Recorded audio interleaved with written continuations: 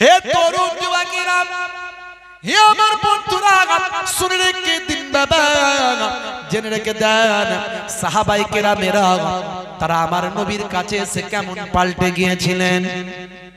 যে হযরতে ওমর ফারুক, যে হযরতে ওমর ফারুক কুফফারদের নেতা ছিলেন, কুফফারদের সরদার ছিলেন হযরতে ওমর ফারুক। মদিনা শরীফে মসজিদে নববীর ভিতরে 51 নাম্বার গেট দিয়ে ঢুকলে একটা জায়গা পাবেন, চত্বর পাবেন, যে জায়গাটা এখন মসজিদে নববীর ভিতরে ঢুকিয়ে নেওয়া হয়েছে, ওই জায়গাটা হলো কাফেরদের পার্লামেন্ট, যেটাকে বলা হয় দারুন নাদওয়া। এই দারুন নাদওয়া হলো যেখানে কুফফারদের আলোচনা করার জায়গা, গোল টেবিল করার জায়গা, মিটিং করার জায়গা, এটা হলো কুফফারদের পার্লামেন্ট। হে তরুণ যুবকেরা, এই পার্লামেন্টে নবীর বিরুদ্ধে আবু জাহেল, আবু লাহাব, উতবা, হযরতে ওমর, এই সমস্ত তৎকালীন যুগের কুফফারদের বড় বড় নেতা আল্লাহর নবীর বিরুদ্ধে ষড়যন্ত্র করত। হে তরুণ যুবকেরা, হে আমার মুরব্বিয়ানেরা, আল্লাহর নবীকে হত্যা করা হবে, দারুন নাদওয়ায় ঠিক হয়ে গেল। কে হত্যা করবে আল্লাহর নবীকে? কে হত্যা করবে আল্লাহর নবীকে? কে মেরে ফেলবেন? হে তরুণ যুবকেরা, হযরতে ওমর বলেন এই দায়িত্ব আমি নিলাম। নবীকে মারার দায়িত্ব নিয়েছে হযরত ওমর ফারুক রাদিয়াল্লাহু তাআলা আনহু, নবী পাককে হত্যা করার দায়িত্ব নিয়েছে। হে তরুণ যুবকেরা, হে আমার বন্ধুরা, সেই হযরত ওমর ফারুক রাদিয়াল্লাহু তাআলা আনহু, কুফফারদের বড় লিডার হযরত ওমর ফারুক যখন বাইরে বের হন, মানুষ থরথর করে কাঁপতে থাকে। হযরতে ওমর বের হয়েছেন, মস্তানদের মস্তান। ভালো করে বুঝবেন, আছে না নাই সমাজে এমন মানুষ যাদের লোকে ভয় পায়, ওরে বাপ রে কত মস্তান, লাগিস না বাপ, সামনে যাস না। হযরত ওমরকেও সেরকম মানুষ ভয় পেত, মস্তানদের মস্তান বলে মনে করত। হে তরুণ যুবকেরা, হযরতে ওমর যে কথা বলবেন আর কারো ক্ষমতা নাই তার মুখের সামনে গিয়ে কথা বলেন। সেই হযরতে ওমর ফারুক আল্লাহর নবীকে হত্যা করার জন্য বের হয়েছে। আপনারা জানেন, হে যুবকেরা, হে আমার মুরব্বিয়ানেরা, যাওয়ার পথে লোকে জিজ্ঞাসা করলো, হো ওমর কোথায় যাচ্ছ তুমি? সেই সময় হযরতে ওমর উলঙ্গ তরবারি নাচাতে নাচাতে বলল, আমি মুহাম্মদকে হত্যা করতে যাচ্ছি। বলুন সাল্লাল্লাহু আলাইহি ওয়াসাল্লাম। হে ওমর, তুমি মুহাম্মদকে হত্যা করতে যাচ্ছ, তার কারণ হলো মুহাম্মদ সাল্লাল্লাহু আলাইহি ওয়াসাল্লাম তোমার 14 পুরুষের শিখানো, বোঝানো ওই পাথরের তৈরি খোদাকে খোদা বলতে বলেনি। এটাই হলো তোমাদের প্রথম রাগ। হে ওমর, শুনে রেখে দাও, তুমি মুহাম্মদকে হত্যা করতে যাচ্ছ কারণ মুহাম্মাদের শিষ্য বেড়ে যাচ্ছে, মুহাম্মদ সাল্লাল্লাহু আলাইহি ওয়াসাল্লামের ভক্ত বেড়ে যাচ্ছে, এর জন্য তোমাদের রাগ। জানো না হযরতে ওমর, তুমি মুহাম্মদ সাল্লাল্লাহু আলাইহি ওয়াসাল্লামকে হত্যা করতে যাওয়ার আগে তুমি তোমার বোন বোনাইয়ের বাড়িতে একবার ঘুরে আসো, গিয়ে দেখো তোমার বোন আর বোনাই তারা আগে মুহাম্মদ সাল্লাল্লাহু আলাইহি ওয়াসাল্লামের শিষ্য হয়ে গেছে। জোরে হবে না? বোন বোনাইয়ের বাড়িতে গিয়ে মা ধর করে প্রথমে গিয়ে আল্লাহর কোরআনের তেলাওয়াত শুনেছে, বলছে হাঁপিয়ে গেছে। হাঁপিয়ে গিয়ে বলে, কি পড়ছিস? পড় তো একবার শুনি। প্রথমে গিয়ে মারধর করেই দিয়েছে, বুঝতে পারছি, মারধর এই ওই সেই করেই দিয়েছে। মস্তান এসে আগে আল্লাহর কোরআন শুনছিল, শুনতে পেয়েছে, পরে মনে পড়ে গেছে, কি পড়ছিস? পড় তো দেখি একবার, মুহাম্মদ তোদের কি বলে ভক্ত করে, একবার শোনা তো দেখি। হে তরুণ যুবকেরা, এমন সময় বোন বোনাই আল্লাহর কালামুল্লাহ পাক তেলাওয়াত শুরু করলেন। আল্লাহর কোরআন মাজিদের তেলাওয়াত শুনে হযরত ওমর ফারুকের হৃদয়টা বিগলিত হয়ে যায়। কারণ তারা হলেন আরাবিয়ান, তারা কোরআনের মানে বোঝেন, প্রত্যেকটা লাইন বোঝেন। এমন সময় আল্লাহর কালামুল্লাহ পাক তেলাওয়াত শুনে হযরতে ওমর বুঝতে পারলেন বর্তমান সময়ে যে কথাগুলো কোরআন মাজিদে লিপিবদ্ধ হয়েছে এই কথাগুলো আমাদের সমাজের কথা নয়, এই কথাগুলো মুহাম্মদ সাল্লাল্লাহু আলাইহি ওয়াসাল্লাম কোথা থেকে পাবে? না না না না, এটা তার নিজস্ব লেখা কেতাব কথা নয়, নিশ্চয়ই এই কথাটা মহান আল্লাহর বাণী। হযরতে ওমর ফারুক সেই সময় তওবা করে গোসল করে পবিত্র হয়ে দয়ার নবীর সামনে গিয়ে হাজির। দেখেছেন তাদের চরিত্রগুলো কেমন পাল্টে গেছে। হে জওয়ান যুবকেরা, হে আমার মুরব্বিয়ারা, শুনে রেখে দিন বাবা, আল্লাহর নবীর আরেকজন সাহাবী ছিলেন, নাম হলো হযরতে আবু জার গফফারি রাদিয়াল্লাহু তাআলা আনহু, যিনি গিফার গোত্রের মানুষ ছিলেন, মস্তান। ইনিও বড় মস্তান, মস্তানদের মস্তান, বুঝতে পারছেন?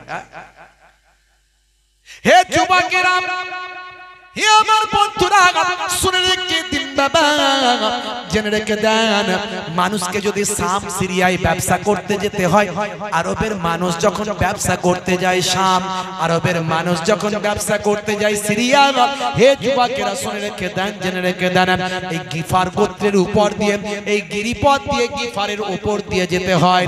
এই গিফার গোত্রের মানুষ ছিলেন হযরতে আবু জার গফফারি রাদিয়াল্লাহু তাআলা আনহু, তিনিও একজন গিফার গোত্রের মস্তানদের মস্তান। বুঝতে পারছেন?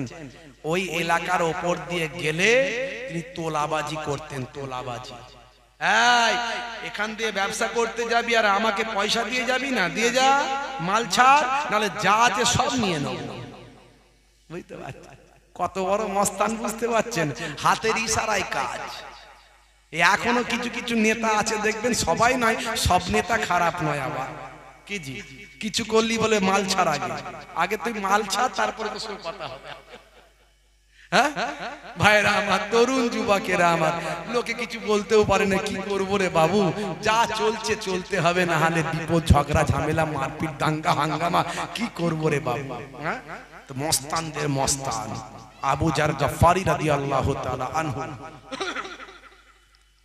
খবর পেলেন যে মুহাম্মদ নামের একজন ব্যক্তি মক্কা নগরীতে বেরিয়েছেন, তার অনেক শিষ্য ভক্ত হচ্ছে, কুফারেরা তার সঙ্গে লড়াই করছে, কিন্তু যে তার কাছে যায়, তার কাছে যে কি জাদু, কি মধু আছে, তার ভক্ত হয়ে যায়।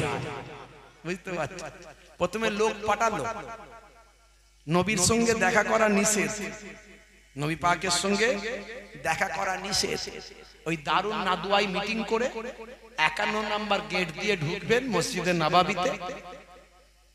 জি হ্যাঁ, দারুন নাদওয়ায় মিটিং করে, পার্লামেন্টে কুফাররা মিটিং করে আল্লাহর নবীকে শিহাবে আবু তালিব, বুঝতে পারছেন, শিহাবে আলী, এই যে জাবালে আবু কোবায়েস পাহাড় থেকে একটু দূরে আবু জাহেলের যে ঘরটা আছে, এখন টয়লেট হয়ে গেছে, এই আবু জাহেলের যে ঘরটা আছে এখন টয়লেট হয়ে গেছে, এই ঠিক আবু জাহেলের ঘরের পেছনে ওই জায়গাটা শিহাবে আলী, ভাই আমার, হযরতে আবু তালিব, আল্লাহর নবীর দাদাজান আব্দুল মুত্তালিব রাদিয়াল্লাহু তাআলা আনহুর যে বাড়িটা ছিল, যেটা এখন কুতুবখানা হয়েছে, আবু জাহিলের ঘরটা পার করে কাবা শরীফের পেছন দিকে, সাফা মারওয়ার ঠিক পেছন দিকে। যারা হজে গেছেন তারা জানবেন, যারা উমরা হজে গেছেন তারা জানেন, ওই শিহাবে আলী, শিহাবে আবি তালিব, ওই জায়গাতে আল্লাহর নবীকে ভাই আমার ওইখানে বন্দী করে রাখা হয়েছিল। তার ভক্ত সাহাবায়ে কেরামদের সবাই সম্পর্ক ছিন্ন করেছিল বছরের পর বছর ধরে। কত অত্যাচার করেছে কুফারেরা, চিন্তা করতে পারে। হে তরুণ যুবকেরা, হে আমার বন্ধুরা, শুনে রেখে দিন বাবা জেনে রেখে দেন হযরতে আবু জার গাফফারী রাদিয়াল্লাহু তাআলা আনহু তার একজন নিকট আত্মীয় ভাইকে মক্কা শরীফে পাঠিয়েছিলেন, যাও শুনছি মুহাম্মদ সাল্লাল্লাহু আলাইহি ওয়াসাল্লাম একজন নবীর আবির্ভাব হয়েছে, তিনি মানুষের সঙ্গে এমন কথা বলছেন যে সবাই তার ভক্ত হয়ে যাচ্ছে। জোরে হবে না, জোরে হবে না। হে তরুণ যুবকেরা, হে আমার মুরব্বিয়ারা, শুনে রেখে দিন বাবা, জেনে রেখে দেন। হে মুসলমান, একটু লক্ষ্য করুন, এ কথা চিন্তা করে আবু ভাই আমার আবু জার গাফফারী রাদিয়াল্লাহু তাআলা আনহুর ভাই তখন চলে গেলেন। চলে গিয়ে তিনি দেখা করার সুযোগ সেভাবে পেলেন না, কারণ আল্লাহর নবীকে এমন ভাবে লোক চক্ষুর অন্তরালে রাখা হয়েছে, আল্লাহর নবীর সামনে যাবার কারো অনুমতি নাই। হে তরুণ যুবকেরা, তিনি ঠিকমতো খবরটা তার দাদাকে সে দিতে পারলেন না। হযরতে আবু জার গাফফারী রাদিয়াল্লাহু তাআলা আনহু তিনি চিন্তা করলেন, আমি নিজে একবার খবরটা নিয়ে আসি, যে খবরটা আমি পাচ্ছি কতটা সত্য আর কতটা মিথ্যা নিজে ভেরিফাই করি। ভাই আমার, এই গিফার গোত্রের মস্তানদের মস্তান, ভাই আমার বিশাল বড় মস্তান হযরতে আবু জার গাফফারী রাদিয়াল্লাহু তাআলা আনহু তিনি চলে গেলেন ভাই আমার কাবা শরীফের কাছে, মক্কা শরীফে তিনি গেলেন, গিয়ে সেখানে খোঁজ খবর নিলেন।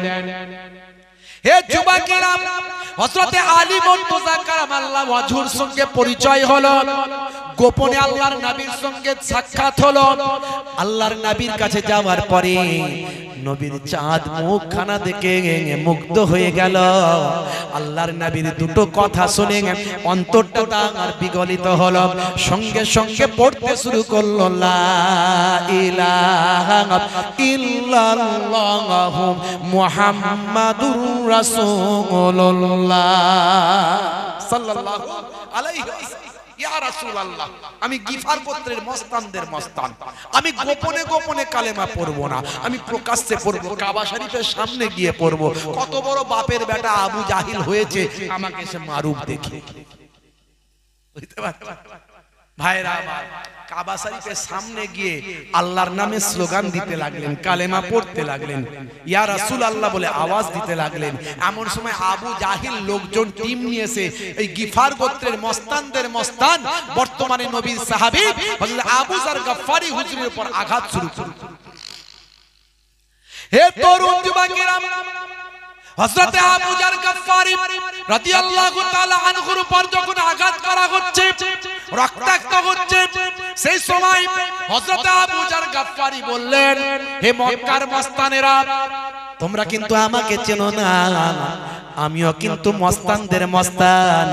এখন নবীর ভক্ত হয়েছি, নবীর শিষ্য হয়েছি, তাই তোমাদের আমি এখন কিছু বলছি না, কিন্তু মনে রাখবে আমার শরীর থেকে রক্ত ঝরে গেলেও নবী ছাড়বো না, আল্লাহ ছাড়বো না। তবে একটা কথা মনে রাখবে, শাম সিরিয়ায় ব্যবসা করতে গেলে ওই গিফারের উপর দিয়ে তোমাদের যেতে হবে। বলে ছেড়ে দে মা, কেঁদে বাঁচা।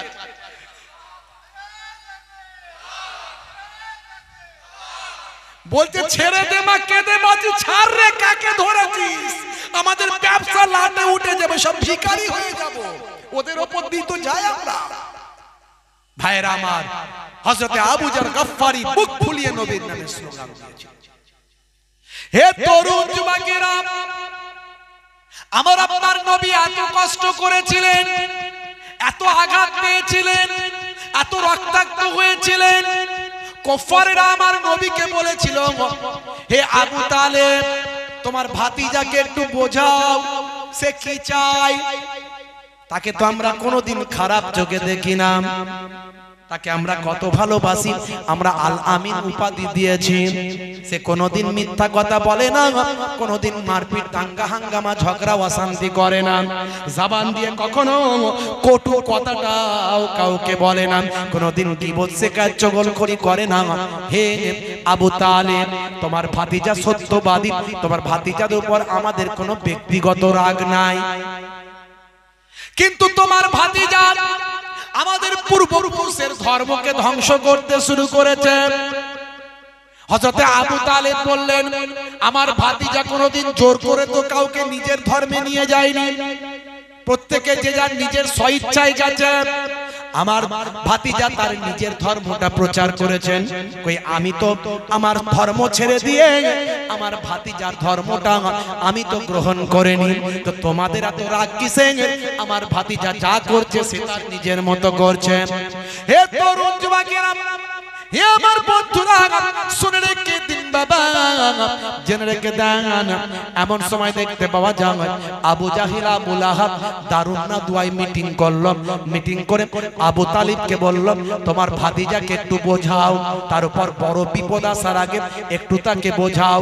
সে আমাদেরই ঘরের সন্তান, সে মক্কার বড় সম্ভ্রান্ত ফ্যামিলির সন্তান, কাবা ঘরের খাদেমদের সন্তান, কাবা ঘরের দেখভাল যারা করে সেই কুরাইশ গোত্রের সন্তান। তাকে একটু ভালো করে বোঝাও, সে কি চায়? সে শুধু আমাদের ধর্মের বিরুদ্ধে যেন বলাটা বন্ধ করে দেয়, সে আমাদের পূর্বপুরুষের ধর্মের বিরোধিতা না করে, এটা তাকে একটু বুঝিয়ে দাও। এতে সে যে যা চায় আমরা তাকে সেটাই দেব। সে যদি ধনী হতে চায়, সোনার উপর ভাই আমার মতি জহর যা কিছু আছে, টাকা পয়সা ধন দৌলত তাকে আমরা দিয়ে দেব, মক্কার সেরা ধরি বানিয়ে দেব। সে যদি সুন্দরী নারী চায়, মক্কার সুন্দরী নারীটা তার সঙ্গে বিবাহ দেব। সে যা ক্ষমতা যদি চায়, নেতা হতে চায়, আমাদের ওপরে তাকে বড় নেতা বানিয়ে দেব। তাকে বোঝাও একটু, সে যেন আমাদের পূর্বপুরুষের খোদার বিরুদ্ধে না বলে, আমাদের বানানো লাত ও বালাত ওজ্জার বিরুদ্ধে না বলে। হযরত আবু তালিব দয়ার নবীর চাচা যান, নবীকে বড় ভালোবাসতেন, যদিও তিনি শেষ পর্যন্ত ঈমান কবুল করেননি। কুফফারদের ভয়েতে কুফফারেরা তাকে খারাপ বলবে, মন্দ বলবে, বলবে হয়তো নিজের ভাতিজা বলে ঈমান কবুল করেছে তাই তিনি করেননি। হে তরুণ যুবকেরা, হে আমার মুরব্বিয়ানেরা, কিন্তু নবী পাককে অনেক ভালোবাসতেন। দয়ার নবী বলেছেন, আমার চাচাজিকে জাহান্নামে সবচেয়ে হালকা শাস্তি দেওয়া হবে। সারাটা জীবন নবীকে এত ভালোবেসেছেন, এত মহাব্বত করেছেন হযরত আবু তালিব, হযরত আলী রাদিয়াল্লাহু তাআলা আনহুর আব্বা জান। হে তরুণ যুবকেরা, হে আমার বন্ধুরা, শুনে রেখে দিন বাবা, জেনে রেখে দেন। হে মুসলমান, একটু লক্ষ্য করুন। এমন সময় চাচা জান বোঝাতে শুরু করলেন, হে আমার কলিজার টুকরা ভাতিজা, তোমার তো বাপ নাই মা নাই, আমরাই তোমার বাপ মা। তোমার গায়ে একটা আঘাত আসলে তার আগে আমাদের গায়ে আঘাত আসতে হবে, এতটাই ভালোবাসি। তুমি যা বলো সত্য বলো, এটা আমরা জানি, তাই তোমার বিরোধিতা আমরা তো করি না। কিন্তু মনে রাখবেন, ওই কুফফারে কুরাইশরা তারা তোমাকে সহ্য করতে পারে না। বাবা, কি হবে দ্বন্দ্ব করে, কি হবে ঝগড়া অশান্তি করে, মনোমালিন্য করে, আজ থেকে তুমি আমাদের পূর্বপুরুষ, আমাদের খোদা, আমাদের লাত ও বালাত ওজ্জা, যেগুলো আমরা পাথরের স্ট্যাচু বানিয়ে খোদা বলে মনে করি, সেগুলোর বিরুদ্ধে বলা তুমি বন্ধ করে দাও। ওরা বলেছে তোমার যা লাগবে তাই দেবে, নেতা হতে চাইলে নেতা বানাবে, টাকা চাইলে ধনী সম্পদশালী করবে, সুন্দরী নারী চাইলে তাও তোমাকে মক্কার সুন্দরী নারীটার সঙ্গে বিয়ে দেবেন। বাবা, তুমি ঝুট ঝামেলায় যেও না।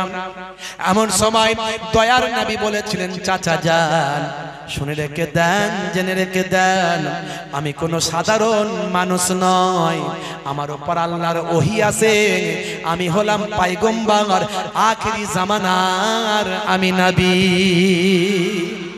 আমার উপর যেটা অর্ডার এসেছে সেই অর্ডার পালন করতে হবে। তাতে যদি আমার শরীরের রক্তবিন্দু শেষ হয়ে যায় তবু আল্লাহর নির্দেশ মানতে হবে। ও চাচা জান, শুনে রেখে দেন, মক্কার ওই সমস্ত কুফফারে কুরাইশদেরকে জানিয়ে দেন, তারা যেটা করছে ভুল করছে। পাথর কখনো খোদা হতে পারে না, গাছ কখনো খোদা হতে পারে না, পাহাড় কখনো খোদা হতে পারে না, চাঁদ কখনো খোদা হতে পারে না, সূর্য কখনো খোদা হতে পারে না, সমুদ্র কখনো খোদা হতে পারে না।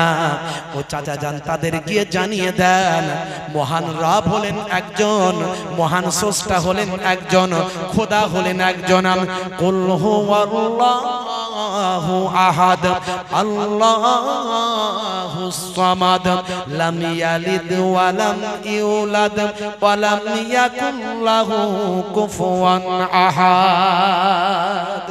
চাচা জান আপনি তাদের বলে দিন, তারা যদি আমার এক হাতে চাঁদ দেয় আর এক হাতে যদি আকাশ থেকে সূর্যটা নামিয়ে দিয়ে দেয়, তবু আমার জীবন চলে গেলেও আমি আল্লাহর ওয়াহদানিয়াতের কথা, আল্লাহর একত্ববাদের কথা বলা বন্ধ করব না।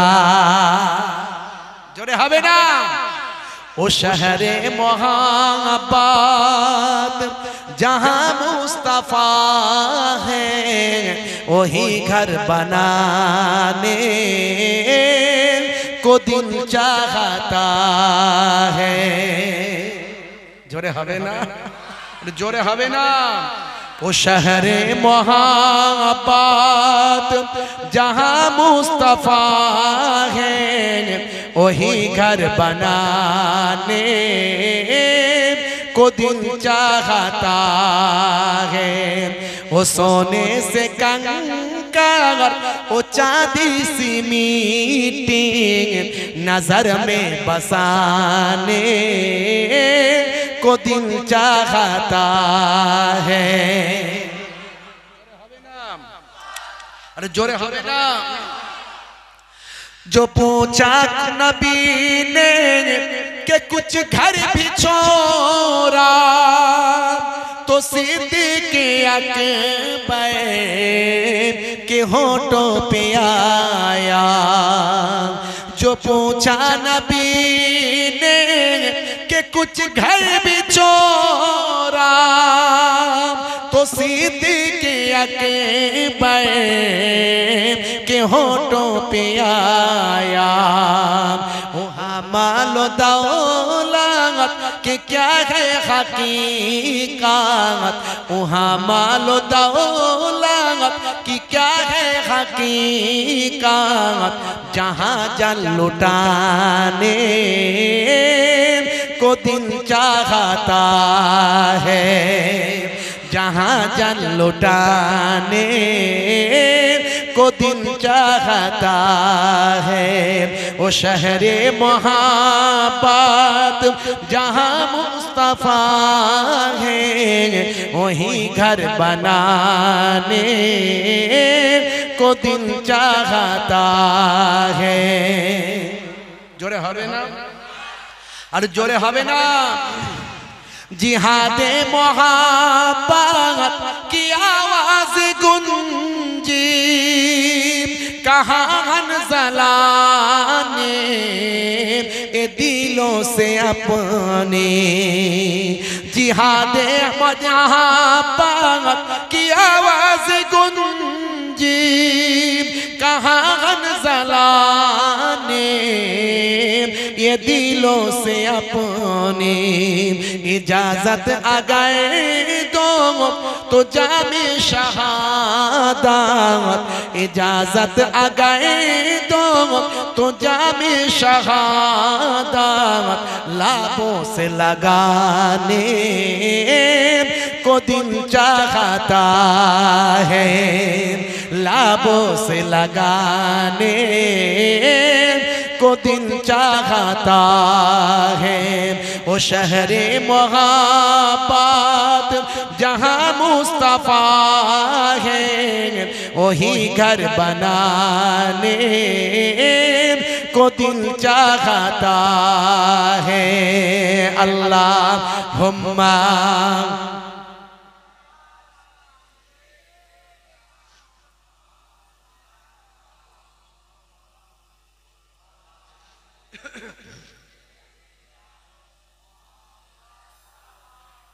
ओ नन्ना सास गए जो एरी रगए गए यही कह रहा था ओ खी में मेरो कर। ओ नन्ना सास गए जो एरी रगए गए यही कह रहा था ओ खी में मेरो कर। बाबा मैं पानी का प्यासा नहीं हूँ, ऐ बाबा मैं पानी का प्यासा नहीं हूँ, मेरा सर कटाने को दिल चाहता है, मेरा सर कटाने को दिल चाहता है। वो सहरे मोहब्बत जहाँ मुस्तफा है, वही घर बनाने को दिल चाहता है। अल्लाहुम्मा सल्ली अला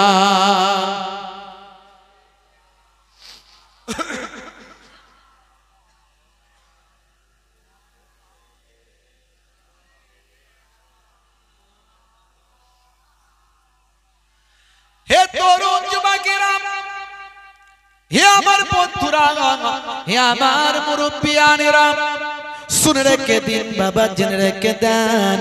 হে মুসলমান একটু লক্ষ্য করুন বন্ধুরা, আমার তরুণ যুবকেরা, আমার সেই নবী এত কষ্ট পেয়েছেন, এত আঘাত সহ্য করেছেন কেন বাপ? তার কারণ হলো উম্মতকে বাঁচানোর জন্য। মানুষ ভুল পথে যেন না চলে, ঠিক পথে যেন আসে। নবী যদি না আসতেন আপনি নামাজ পেতেন না, নবী যদি না আসতেন আপনি মুখে দাড়ি রাখতে জানতেন না, নবী যদি না আসতেন মাথায় টুপি পরতে জানতেন না, নবী যদি না আসতেন মিথ্যা কথা যে বলা নিষেধ এটা আপনি পেতেন না, নবী যদি না আসতেন শিরক করা চলবে না এটা আপনি জানতেন না, নবী যদি না আসতেন পিতামাতার সেবা করতে হবে, পিতামাতার পায়ের তলায় জান্নাত এটা আপনাকে কে শেখাতো? নবী যদি না আসতেন লটারির টিকিট কাটা, সুদ ঘুষের ব্যবসা করা হারাম এটা আপনি জানতেন না, নবী যদি না আসতেন গীবত শেখায় চগলখড়ি করা চলবে না এটা আপনি জানতেন না। হে তরুণ যুবকেরা, আমার নবীর জন্যই তো আমরা জেনেছি।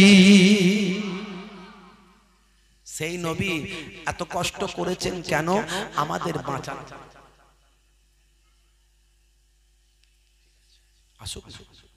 মাশাআল্লাহ, আমারই খালাতো ভাই, বুঝতে পারছেন, উনি ছোট হুজুর কেবলার এক মেয়ের ছেলে, আমিও এক মেয়ের ছেলে। আমার ছোট ভাই তিনিও চলে আসছেন, একের পর এক সব আলেম ওলামা হুজুররা সব মাশাআল্লাহ পীরের আওলাদ এসে সব হাজির হবে। মাশাআল্লাহ, আলোচনা শুনবেন। হে তরুণ যুবকেরা, হে আমার বন্ধুরা, শুনে রেখে দিন বাবা, জেনে রেখে দেন। হে মুসলমান একটু লক্ষ্য করুন, তরুণ যুবকেরা একটু খেয়াল করুন বাপ, বন্ধুরা আমার, তরুণ যুবকেরা আমার, নবী আমার আপনার জন্যই তো কষ্ট পেয়েছেন, কথা ঠিক না ভুল? কি কথা ঠিক না ভুল বলে? তো সেই নবীর সম্মান আমাদের রাখতে হবে না হবে না? আজ থেকে প্রতিজ্ঞা করুন অন্যায় কাজ করব না, আজ থেকে প্রতিজ্ঞা করুন অপরাধ করব না, আজ থেকে প্রতিজ্ঞা করুন নামাজ ছেড়ে দেব না।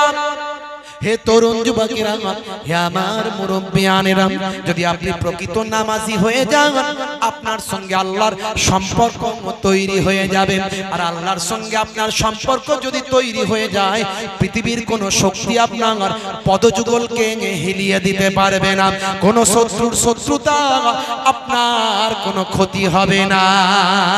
কিতাবের মধ্যে দেখতে পাওয়া যায় মাল্লাহুল মাওলা ফালাহুল কুল, বান্দা যখন আল্লাহর হয়ে যায় কুল মাখলুকাত তার গোলাম হয়ে যায়। মান কানা লিল্লাহি কানাল্লাহু লাহু, যে বান্দা আল্লাহর হয়ে যায় স্বয়ং আল্লাহ তার হয়ে যায়। জোরে হবে না? হে যুবকেরা, হে আমার বন্ধুরা, শুনে রেখে দিন বাবা, জেনে রেখে দেন। হে মুসলমান একটু লক্ষ্য করুন বন্ধুরা, আমার তরুণ যুবকেরা, হে আমার মুরব্বিয়ানেরা, বাইতুল মুকাদ্দাস মুসলমানদের প্রথম কিবলা। হে তরুণ যুবকেরা, মুরব্বিয়ানেরা, বর্তমানে আপনারা জানেন ভাইরা আমার, জেরুজালেম বাইতুল মুকাদ্দাস এটা হলো মুসলমানদের প্রথম কিবলা। পৃথিবীর তিনটে মসজিদের কথা বলা হয়েছে, তিনটে মসজিদের সফর করতে তিনটে মসজিদে তোমরা সফর করো। এক নাম্বার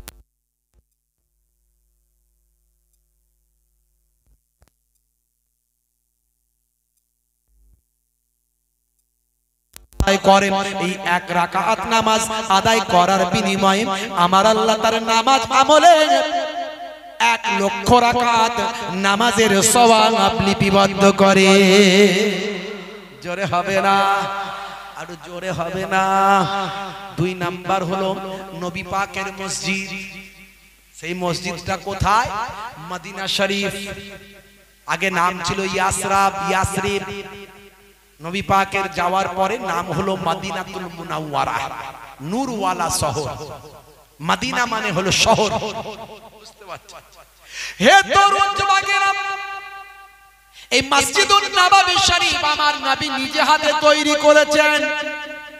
আল্লাহর নবী সোনার জবানে জানিয়ে দেন, এই মসজিদুন নববী শরীফে যদি কোনো বান্দা বান্দি 1 রাকাত নামাজ পড়ে, আমার আল্লাহ তার নামাজ আমলে 50,000 রাকাত নামাজের সওয়াব দান করে দেন।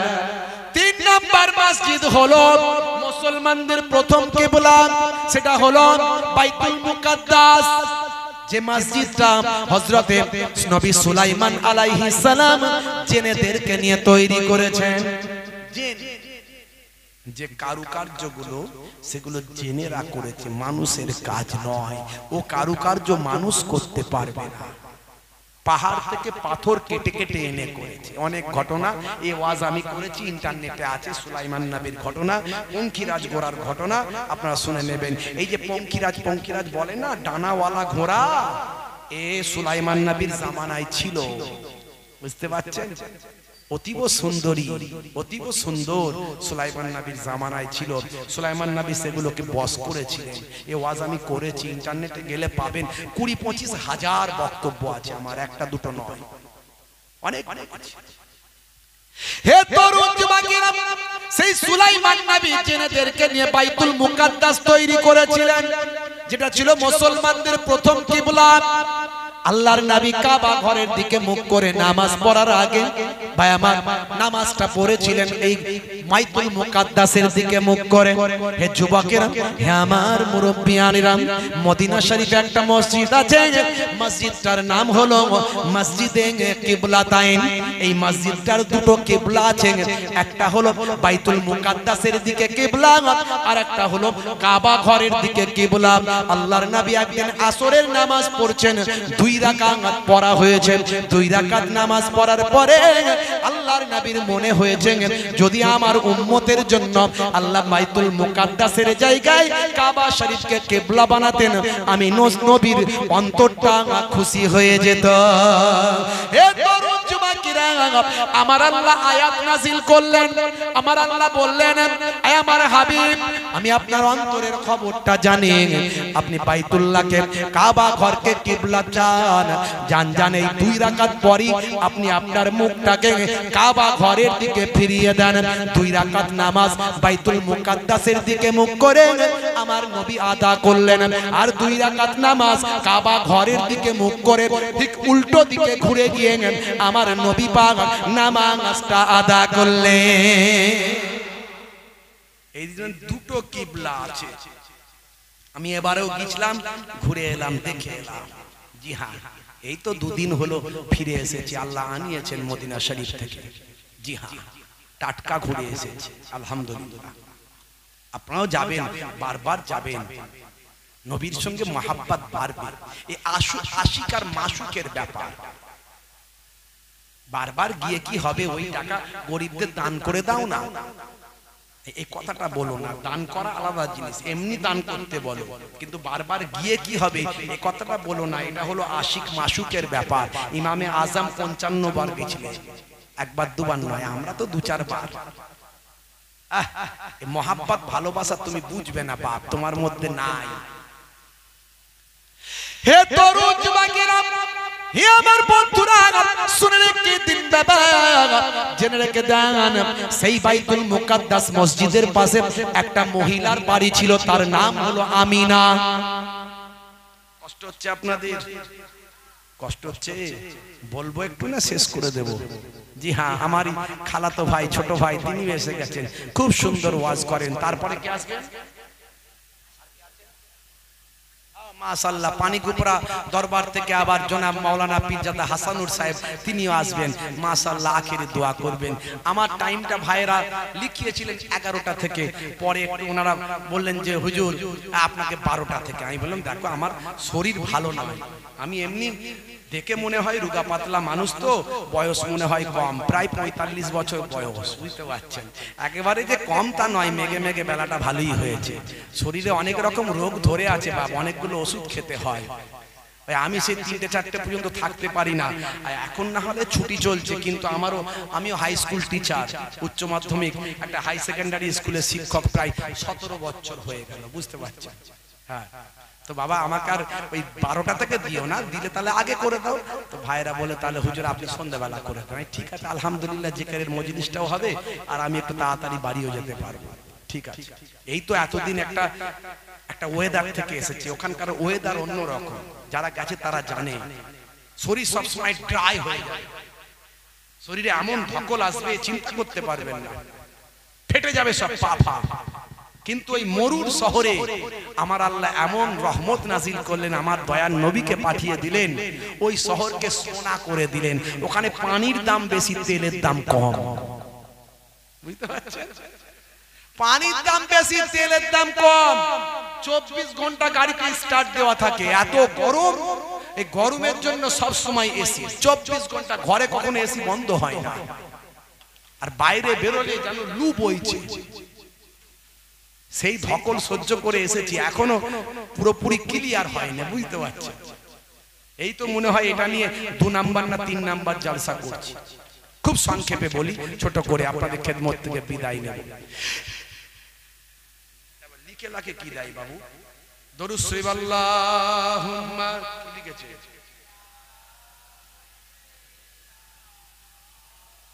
আমাদের কি এক নবীর উম্মত, কি লিখেছে পড়তে পারছি না, আমাকে আবার নতুন পড়াশোনা করতে হবে।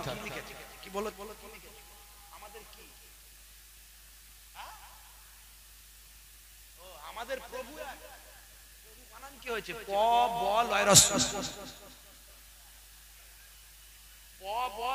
প্রভু। যাই হোক, হতেই পারে, মিস্টেক হতে পারে। উনি আবার যেটা পারেন আমি সেটা পারবো বা পারবো? কেউ মাছ ধরাই প্রভু, হ্যাঁ, এই যে ভেরি আছে না আপনাদের কাছে, ভেরিতে মাছ ধরে, আর আমাকে ভেরিতে না মারে তো মাছ ধরার জায়গায় জালেতে আমি উঠে পড়বো, কথা ঠিক না? তাহলে উনি ওনার দিকে ওস্তাদ, আবার যাকে আল্লাহ যেদিকে করেছে, একটু মজা করলাম আর কি। তো যাই হোক, লিখতে চেয়েছেন ওইটা, সে আমার যদি মনে থাকে আমি পরে বলছি, কথাটাকে শেষ করে দিই। একটা গুরুত্বপূর্ণ আলোচনা, ভাইরা আমার, তরুণ যুবকেরা আমার, মুরব্বিয়ানেরা আমার, এই মন দিয়ে শুনছেন তো নাকি? হবে তো নাকি? এবার তাকবীর তো দেখি, নারে তাকবীর সবাই দিয়েছে, ভিতর থেকে একবার তাকবীর দেন। আমার ওই মুরব্বি চাচা তাকবীর দিচ্ছেন, আপনি দেন তো একবার তাকবীর, সবাই আল্লাহু আকবার বলবে ওখান থেকে, দেন না তাকবীর। আল্লাহু আকবার,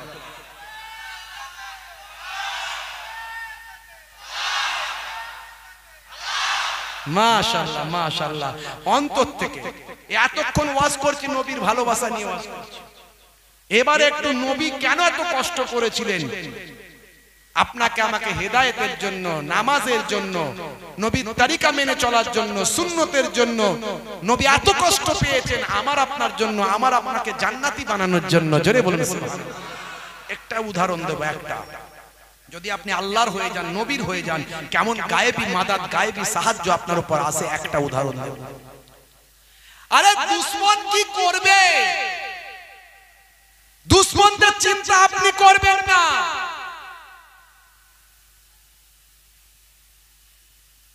যদি আল্লাহর সাহায্য আপনার কাছে চলে আসে, পৃথিবীর কোন শক্তি আপনার ক্ষতি করতে পারবে না।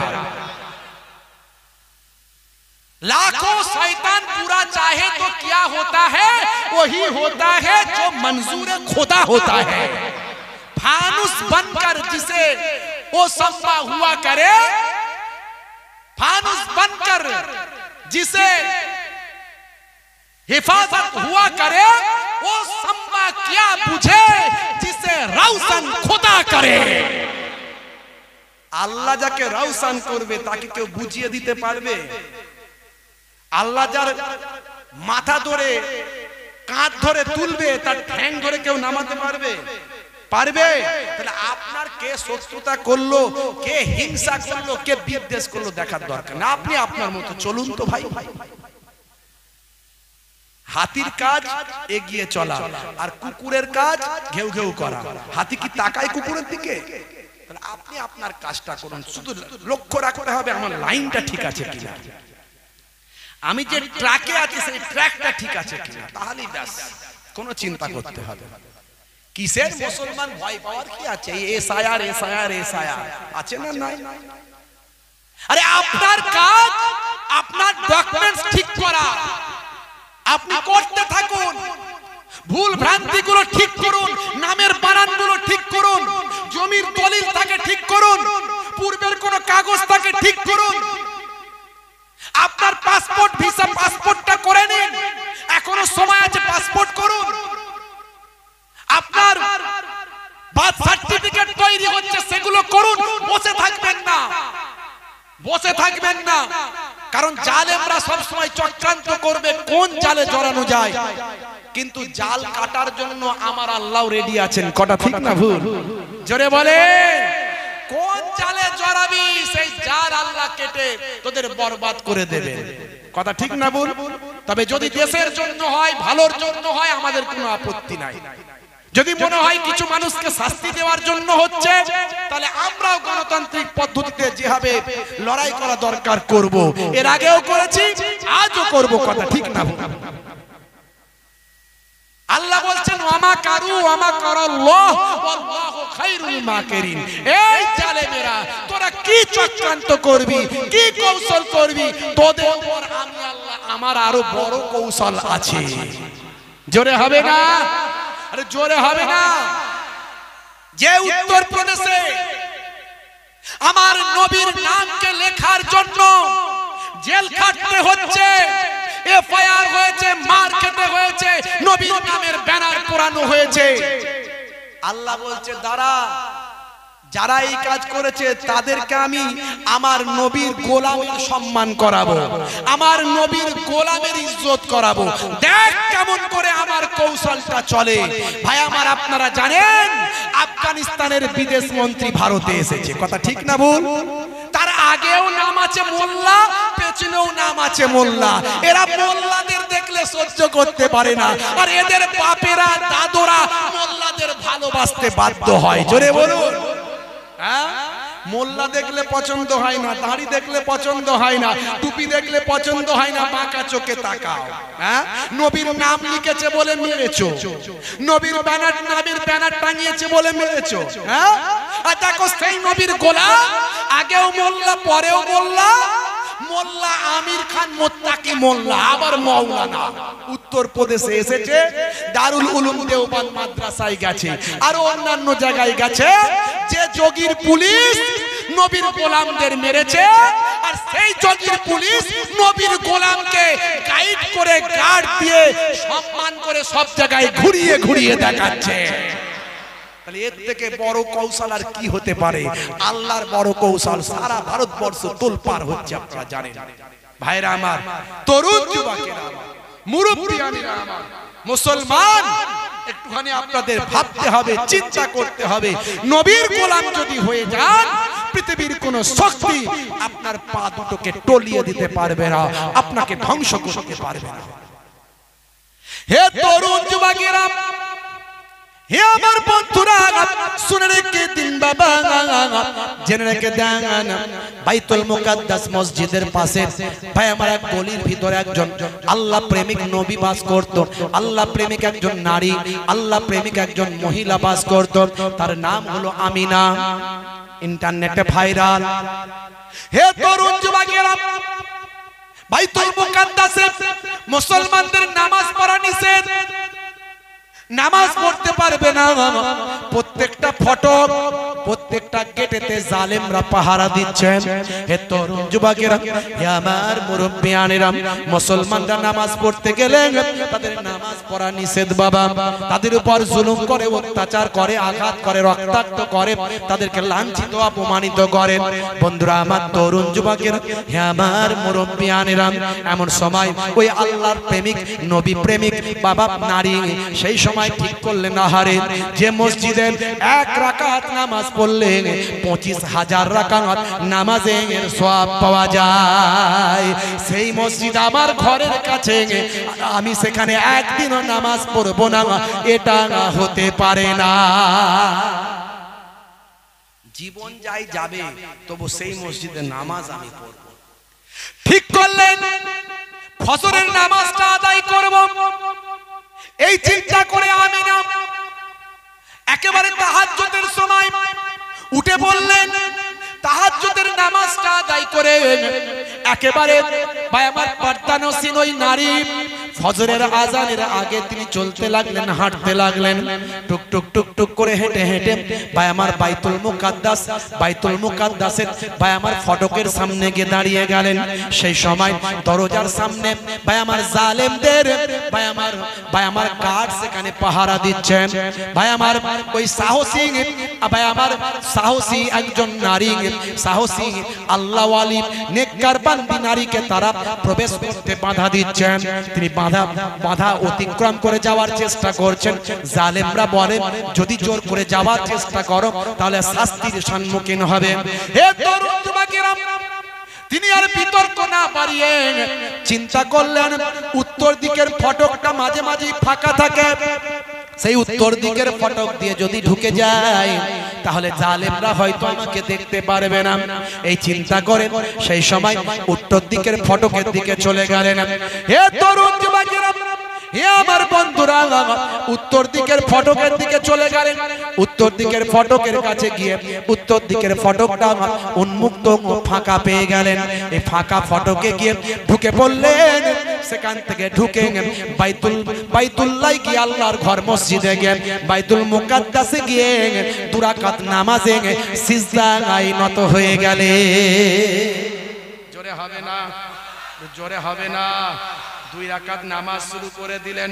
এমন সময় ঝরঝর করে কাঁদছেন, আল্লাহর কাছে কাঁদছেন, আমার আল্লাহ, আমার মাবুদ, তোমার বান্দি আমি, তোমার ঘরে নামাজ পড়তে এসেছি, জালেমরা আমাকে বাধা দেয়, তারা নামাজ পড়তে দিতে চায় না, কিন্তু তুমি তো রহমান, তুমি তো রহিম, তুমি তো সত্তার, তুমি তো গফফার, তুমি তো কাদের, তুমি তো জব্বার, তোমার অনেক ক্ষমতা, অনেক শক্তি, তুমি তো সবই দেখছো, সবই শুনছো, তুমি পারো আমাকে রক্ষা করতে পারো। হে তরুণ যুবকেরা, এমন সময় জালেমদের একজন গার্ড দেখতে পেয়ে গেছে, ছুটে ছুটে এসেছে, এই মেয়ে তুমি সেই নামাজ পড়তে শুরু করেছো। ওই মহিলা মুখ তুলে তাকায়নি, আল্লাহর ইবাদতি মাশগুল আছে।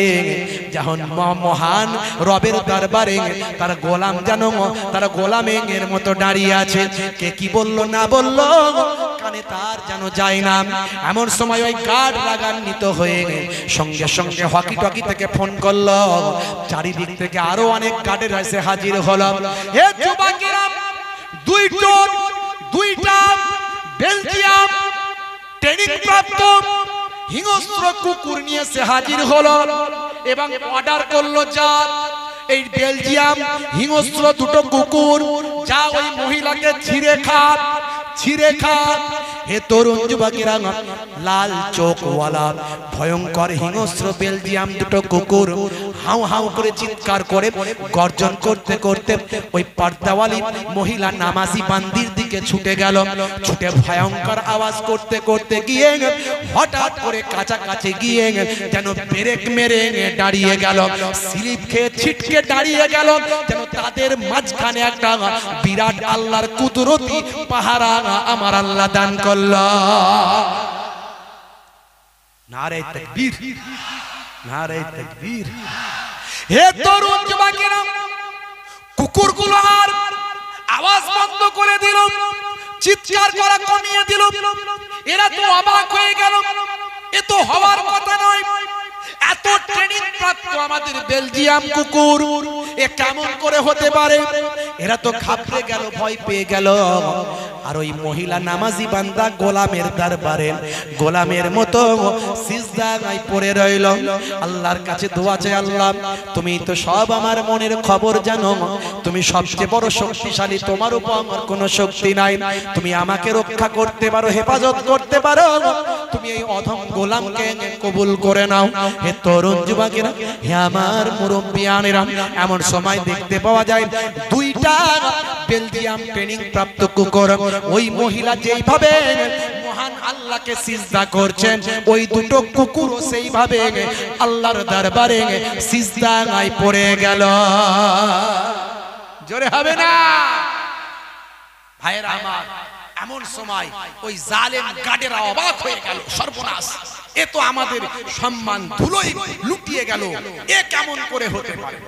কুকুরটাকে যখন টেনে আনার চেষ্টা করছে তার মনে, কুকুর তাদেরকে ঘেউ ঘেউ করে কামড়াতে আসছে, আঘাত করতে আসছে। এমন তারা করলো, কুকুর এই কাঠগুলো ছুটে পালালো, কোন রকমে নিজেদের জান বাঁচিয়ে চলে গেল। ওই নারীর কাছে, মহিলার কাছে কেউ আর ঘেঁষতে পারল না। ওই মহিলা প্রাণ ভরে নামাজ আদায় করলো আর নিজের বাড়ির দিকে যেতে লাগলো। বাড়ি পর্যন্ত ওই কুকুর দুটো মহিলাকে বাড়ি পর্যন্ত পৌঁছে দিয়ে এলো। এই ঘটনাটা ইন্টারনেটে আপনি পাবেন, এটা বাস্তব ঘটনা আপনাদের বলে দিয়ে গেলাম।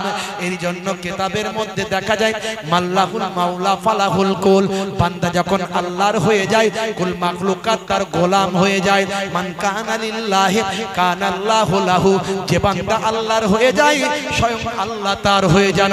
দয়ার নবী জাবালে আবু কুবাইস পাহাড়ে উঠেন, আকাশের চাঁদটা আগুনের ইশারায় দুখানা করেছেন।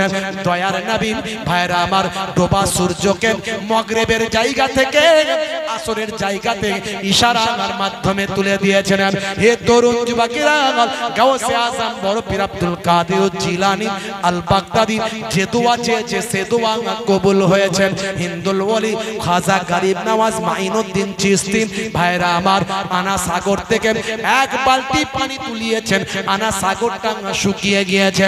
মুজাদ্দিদুজ জামান পীর আবু বকর সিদ্দিক রাহমাতুল্লাহ আলাইহি, দাদা হুজুর পীর কেবলা রাহমাতুল্লাহ আলাইহি, তিনি কানে কানে কথাটা শুধু বলেছেন, আল্লাহর নেক বান্দা হুজুরের হাতে হাত দিয়ে বায়াত গ্রহণ করে ঈমানদার আর মুত্তাকি হয়েছে। বেটা আমার কবরের ধার দিয়ে বুক ফুলিয়ে যায়, মুক্তি পাওয়ার আশা করি ফিরে নাহি চাই। বেটা আমার বুক ফুলিয়ে কবরের ধার দিয়ে যায়, মুক্তি পাওয়ার আশা করি ফিরে নাহি চাই। উঠে যদি যেতে পেতাম খোদার রাহে ধন বিলায়ে দিতাম, উঠে যদি যেতে পারতাম খোদার রাহে ধন বিলায়ে দিতাম। আর দুনিয়ার বুকে লাথি মেরে কবরে আসিতাম। খালি মরতে দেরি, কবরে ঢোকাতে দেরি নাই। আর ছেলেদের ভাগ বটোয়ারা করতে দেরি নাই, খালি মরতে দেরি। বাপ এখনো বেঁচে আছে, ছেলেরা বলে আগে ভাগ হবে তারপরে বাপকে কবরে দেয়া হবে। একদিন দুদিন কেটে যাচ্ছে, ভাগ আর হচ্ছে না, বাপ আর কবরে ঢুকছে না। গ্রামের লোক পারে না, শেষ পর্যন্ত নেতা টেতা গ্রামের সব লিডার ফিডার এসে বুঝিয়ে বুঝিয়ে তোদের ভাগ ঠিকঠাক করবো রে, আগে বাপটাকে কবরে দে, পচে গন্ধ বেরোবে। কথা ঠিক না ভুল বলে? এরকম ঘটনা ঘটেছে না ঘটেনি? ইন্টারনেট খুলুন, কত পাবে। হ্যাঁ, হাই রে হাই, হাই রে হাই, কি জামানা এলো, আখেরি জামানা। কোন জায়গায় আমরা পড়ে গেছি? বাপ এখন সেই বাপের ভালোবাসা, বাপের মহাব্বত, মায়ের মহাব্বত, হক হুকুকগুলো আমরা ভুলে গেছি। মুসলমান একটু আমাদের ভাবতে হবে। হে তরুণ যুবকেরা, হে আমার বন্ধুরা শুনে রেখে দিন বাবা, জেনে রেখে দেন। হে মুসলমান একটু লক্ষ্য করুন, আপনাকে আমাকে মরতে হবে, মৃত্যুর জন্য তৈরি হতে হবে। এর জন্য আলোচনার মজলিস, এই আলোচনার মজলিস থেকে আমাদের ঈমানকে তাজা করতে হবে। শুধু দুটো ঘটনা শুনে চলে গেলাম বাড়ি, না না হুজুর ঘটনাটা দারুণ বলেছেন। আল্লাহর ওলি পানির উপর দিয়ে হেঁটে হেঁটে চলে গেল, মাশাআল্লাহ। কিন্তু আপনি আমি কি শিখলাম? আল্লাহর ওলি গেছে, আপনি যেতে পারবেন? যেতে পারবেন না। কিন্তু যে কাজটা করলে জান্নাত পাবেন সেটা অন্তত করেন। আর আল্লাহর ওলি কি করে পানির উপর দিয়ে হেঁটে গেল সেটা ভাবেন, চিন্তা করেন। হে তরুণ যুবকেরা, হে আমার বন্ধুরা শুনে রেখে দিন বাবা, জেনে রেখে দেন। হে মুসলমান একটু লক্ষ্য করুন, এর জন্য আমাদেরকে কি করতে হবে? আজ থেকে আমাদের অন্তরটা পরিষ্কার করতে হবে, তওবাটা ঠিকঠাক ভাবে করতে হবে। আমার আল্লাহ কোরআন মাজিদের ভিতরে বললেন, ইয়া আইয়ুহাল্লাযীনা আমানু তুবু ইলাল্লাহি তাওবাতান নাসুহা। জোরে হবে না? হে দুনিয়ার মানুষ, হে বিশ্বাসী বান্দারা, তোমরা তাওবাতান নাসুহা করো, অর্থাৎ অন্তর থেকে তওবাটা করো। অন্তর থেকে আজ থেকে ঠিক করে নাও, গুনাহ আর করব না, অপরাধ আর করব না, বেনামাজি আর আজ থেকে হব না, মুখের দাড়ি কেটে একেবারে ছেটে শেষ করে দেব না, অল্প হলো মুখের দাড়িটা নবীর সুন্নত বলে রাখবো। আজ থেকে ওয়াদা করো সুদের কারবার করব না, আজ থেকে ওয়াদা করো ঘুষ আর কখনো আমি নেব না, ওজনে আর কাউকে ঠকাবো না, মিথ্যা কথা আমি আর বলবো না। যদি একান্ত কথা বলতে হয়, সত্য কথা বললে যদি অশান্তি হবার ভয় থাকে ভাই, কথাটা ঘুরিয়ে বলবো, একটু কথাটা ঘুরিয়ে দেব, যাতে সাপও মরে লাঠিও না ভাঙে। তবু মিথ্যা বলা চলবে না।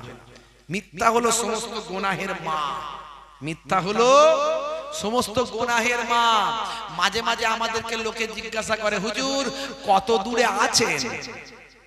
বুঝতে পারছেন? তার মানে আমি যদি বলি যে আমি হারুয়া বাজারে আছি, আমরা ডিঙ্গির লোক হিসাব করে ফেলবে যে হারুয়া বাজার থেকে আমরা ডিঙ্গিতে আসতে 15 থেকে 20 মিনিট লাগে, তো হুজুরের 40 মিনিট দেরি হচ্ছে কেন? তাহলে হুজুর মিথ্যা কথা বলেছে, হুজুর মিথ্যা কথা বলেছে। কথা ঠিক না ভুল? তাহলে আমার সম্পর্কে ধারণাটা খারাপ হয়ে গেল। আমি কি করব? আমি বলবো রাস্তায় আছি, আমি বলবো রাস্তায় আছি, তাহলে মিথ্যাও হলো না আর সঠিকটাও জানতেও পারলো না।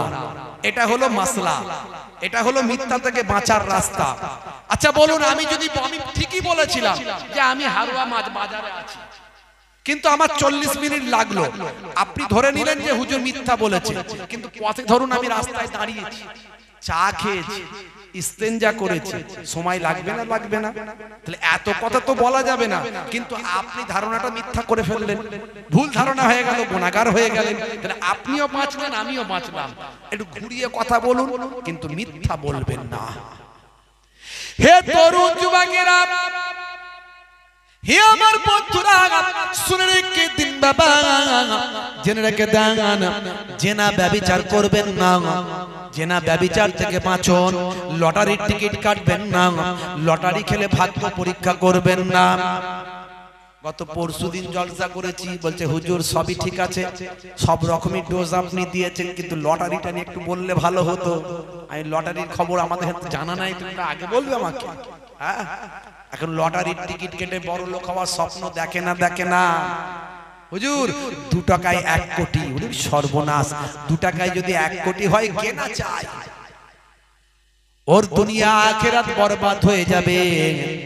লটারি খেলা ইসলামে হারাম করা হয়েছে। আল্লাহ তোমাকে বুদ্ধি দিয়েছে, বিবেক দিয়েছে, হাত দিয়েছে, শক্তি দিয়েছে, ক্ষমতা দিয়েছে। আল্লাহর উপর তাওয়াক্কুল করো, মসজিদে গিয়ে নামাজে সিজদায় গিয়ে পড়ে পড়ে কাঁদো, আয় আল্লাহ আমি আমার হালাল ইনকাম করার চেষ্টা করছি, তুমি আমাকে গায়েবী মাদাত করো। দেখবে সবর করো, ধৈর্য ধারণ করো, আস্তে আস্তে তোমার ব্যবসাতে আমার আল্লাহ বরকত দেবেন। আর এই বরকতটা তোমার লংজিভিটি হবে, তোমার ব্যবসাটা সঠিক সঠিক হবে, কিন্তু আজকে তুমি 5 লাখ পেয়ে গিয়েছো, তুমি জানো না কোনটা দিয়ে তোমার বরবাদ হবে। দুনিয়াতেও বরবাদ হতে পারে, আর দুনিয়াতে যদি বরবাদ না হয় আখিরাতে বরবাদ হবে। হে তরুণ যুবকেরা, এই আলোচনাগুলো মজলিসে দরকার আছে না নাই? জোরে বলেন। হয়েছে ক্যান্সার আর খাওয়াচ্ছে ডাইজিন বড়ি গ্যাসের, ভালো হবে? জোরে বলেন। হয়েছে ক্যান্সার, ওকে রে দিতে হবে, রে। ও রে না দিয়ে ডাইজিন বড়ি খাওয়াচ্ছে, গ্যাসের অম্বলের বড়ি খাওয়াচ্ছে, বুঝতে পারছেন? ও কোনোদিন ক্যান্সার ভালো হবে না। হ্যাঁ, পাতলা পায়খানা হচ্ছে, ওকে মেট্রোজিল 400, 500, 600 না খাইয়ে ওকে ক্যালপল জ্বরের বড়ি খাওয়াচ্ছে, জ্বরের ওষুধ খাওয়াচ্ছে। পায়খানা বন্ধ হবে বাপ? হবে না। যার যেটা রোগ সেটাকে ঠিক করতে হবে। হে তরুণ যুবকেরা, গীবত করবেন না, চগলখড়ি করবেন না, চায়ের দোকানে বসে বসে এ খারাপ ও খারাপ সে খারাপ করবেন না। নিজের আমলকে নিজেকে বাঁচানোর চেষ্টা করুন। আখেরি জামানা ফিতনা ফাসাদের যুগ। হে তরুণ যুবকেরা, হে আমার মুরব্বিয়ানেরা, কিয়ামতের আলামত বাবা শুরু হয়ে গেছে বাপ। চারিদিকে অশান্তির দাবানল চলছে, হাতে হাতে বাবা গান বাজনা ঢুকে গেছে না যায়নি? ঘরে ঘরে গান বাজনা ঢুকে যাবে, অশ্লীলতা ঢুকে যাবে। আল্লাহর নবী বলে দিয়েছেন হাদিস, ঘরে ঘরে ঘরে ঘরে, পকেটে পকেটে, কথা ঠিক না ভুল? বলেন বাপ, কথা ঠিক না ভুল? এই মোবাইল সবাই জানে যে দাজ্জাল আসবে, দাজ্জাল আসবে। এই দাজ্জালের একদিকে থাকবে জান্নাত, একদিকে থাকবে জাহান্নাম। আমি বলি সে দাজ্জাল কখন আসবে আল্লাহই মালুম, কিন্তু তার থেকে ছোট দাজ্জাল এখন এসে হাজির হয়েছে। এটা হলো ছোট দাজ্জাল। এর ভিতরে সব আছে, গান বাজনা অশ্লীলতা আছে না নাই? যে যেমন ভাবে ব্যবহার করবে, বাজানেওয়ালা যেমন বাজাবে বাঁশি তেমন বাজবে, কথা ঠিক না ভুল? এর ভিতরে কোরআন হাদিস, নবীর নবী পাকের জীবনী, ওয়াজ নাসিহাত, গজল কেরাত আছে না নাই? আমার মোবাইলটা খুলুন, 86টা হাদিস পাবেন, কোরআন মাজিদের তাফসীর পাবেন, বিভিন্ন তাফসীরের কিতাবগুলো পাবেন, হ্যাঁ, ওয়াজ পাবেন, নাত পাবেন, আমার নিজস্ব লেখা বিভিন্ন, আমি যে কবিতাগুলো, গজলগুলো, নাতগুলো লিখেছি সেগুলো পাবেন। আর আপনার মোবাইলটা দেখি কি আছে? হ্যাঁ, আজকে তুমি বেঁচে আছো, কাল তো মরে যেতে পারো, কথা ঠিক না বল? তুমি মরে গেলে এই মোবাইলটা তোমার বাপের হাতে যাবে, ভাইয়ের হাতে যাবে, বোনের হাতে যাবে। তারা খুলে দেখবে মোবাইলে কি আছে, দেখবে অশ্লীল ভিডিও আছে না নাই? তোমার সম্মানটা থাকবে বাপ, তোমার সম্মানটা থাকবে। হ্যাঁ, সময় থাকতে ডিলিট করো, সময় থাকতে ডিলিট করো। খালি মোবাইল ধরলি ফ্রি ফায়ার, পাবজি, খালি ঢিডি ঢিডি ঢিডি শুধু গুলি চালিয়ে যাচ্ছে, আছে না নাই? এই জলসার মজলিস হচ্ছে, কিছু ছেলে দেখবেন আদারে বাদারে পাদারে, মাছ বাগানের ঝাড়ে, পুকুরের পারে, নদীর ধারে খালি বসে বসে গুলি চালাচ্ছে, online game, DD DD DD DD DD DD. হ্যাঁ, সব হারাম। এর আগে আমি বলেছি হারাম এগুলো। সময় থাকতে এগুলো ডিলিট করো। হে তরুণ যুবকেরা, হে আমার বন্ধুরা, যদি না মানো তাহলে বিপদে পড়বে। নবী আর আসবে না বাবা, নবী আর আসবে না। নবী আসার দরজা বন্ধ হয়ে গেছে, এখন আর নবী আসবে না। এখন কেবল মাত্র প্রকৃত আলেমে হাক্কানি আসতে থাকবেন। আলেমে হাক্কানিদের চিনতে হবে, যাদের মনের ভিতর কোনো হিংসা থাকবে না, যাদের মনের ভিতর কোনো বিদ্বেষ থাকবে না, যারা গীবত করবে না, চগলখড়ি করবে না। প্রকৃত আলেমে হাক্কানি কাকে বলা হয়? জুব্বার নাম আলেম নয়, দাড়ি টুপির নাম আলেম নয়, কোরআন হাদিসের কথা বলার নাম আলেমে হাক্কানি নয়। মনে রাখবেন, যার চেহারা খানা দেখলে আল্লাহ এবং রাসূলের কথা মনে পড়ে, তিনি তো প্রকৃত আলেমে হাক্কানি। ইবলিস শয়তানের থেকে বড় আলেম কেউ ছিল না বাপ। বড় আলেম কেউ ছিল না, বড় ইবাদতকারী কেউ ছিল না। হাক্কানি আলেম চিনতে হবে বাপ। যেমন উকিল চিনেছিলেন, ডাক্তার চিনেছিলেন, ব্যবসা চিনেছিলেন, দোকান চিনেছিলেন, জায়গা চিনেছিলেন, তেমন হাক্কানি আলেম চিনুন। সেই আলেমগুলোর সঙ্গে সম্পর্ক রাখুন। আর কে কি করছে, কোন হুজুর খারাপ, কোন বক্তা খারাপ, কোন মাওলানা খারাপ, এ আমার আপনার দেখে লাভ নাই বাপ। এ আমার আপনার দেখে লাভ নাই। এই চায়ের দোকানে বসে বসে শুধু এই হুজুর অমুক করেছে, ওই হুজুর ওটা খারাপ বলেছে, ওই হুজুর অমুক বলেছে, এ চলছে না চলেনি? জোরে বলেন, চলছে না চলেনি? নিজের আমল নিজে নষ্ট করছে। কোন হুজুর কি করলো, কোন মাওলানা কি করলো, কোন নেতা কি করেছে, খালি এই সব চলছে।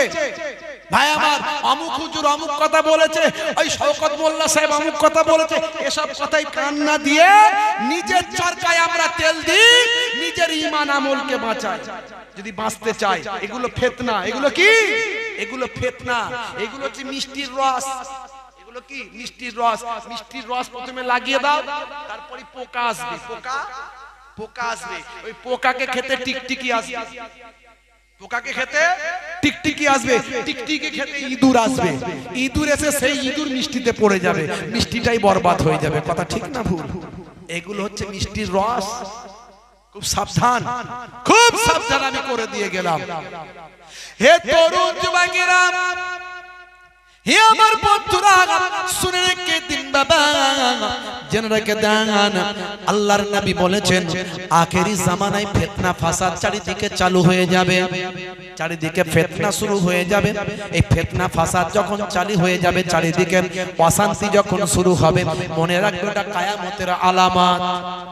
হে তরুণ যুবকেরা, হে আমার বন্ধুরা, শুনে রেখে দিন বাবা, জেনে রেখে দেন, আল্লাহর নবী বললেন মান তামাসসাকা বিসুন্নতি ইনদা ফাসাদি উম্মতি ফালাহুল আজরু মিয়াতা শাহীদ। চারিদিকে যখন ফিতনা অশান্তির দাবানল যখন চলবেন, চারিদিকে গীবত শিকায়ত চগলখড়ি ঝগড়াঝাটি মারপিট দাঙ্গা হাঙ্গামা যখন চলবেন, সেই সময় হে আমার উম্মত উম্মতি, তুমি যদি আমি রাসূলের একটা সুন্নতকে ভালোবাসতে পারো, মন প্রাণ দিয়ে একটা সুন্নতকে আঁকড়ে ধরতে পারো, এই একটা সুন্নতের বিনিময়ে আমার আল্লাহ তোমার নামাজ আমলে 100টা শহীদের সওয়াব লিপিবদ্ধ করে দেবে।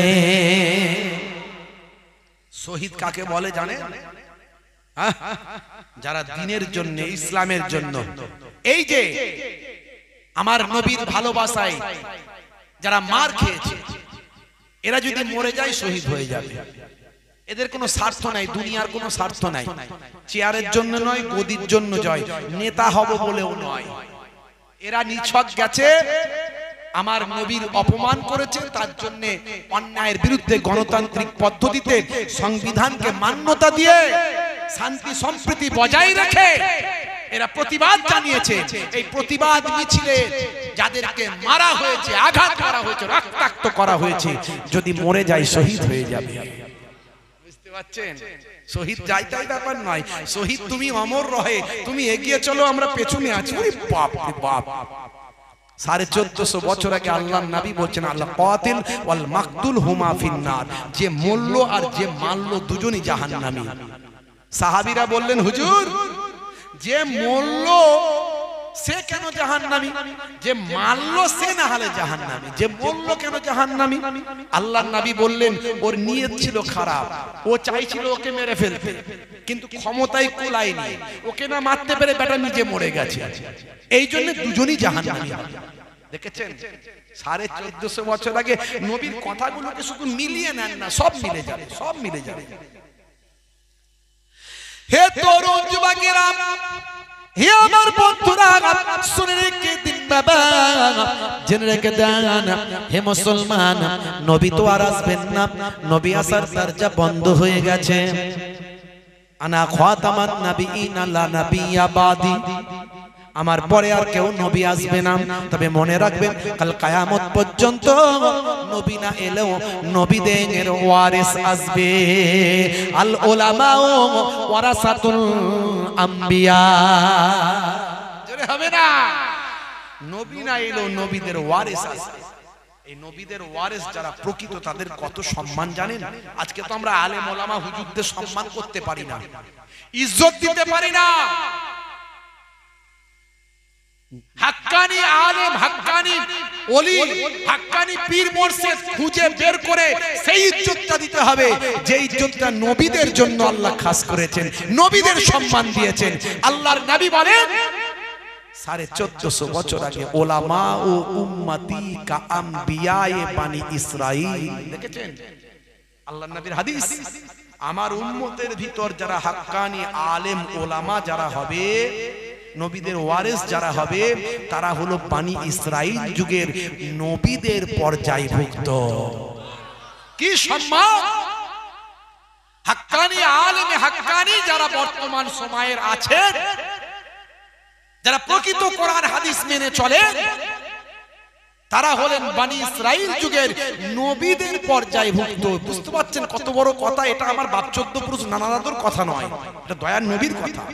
কিন্তু সেই হাক্কানি আলেম ওলামাদের আমরা সম্মান দিতে পারি না, ইজ্জত দিতে পারি না।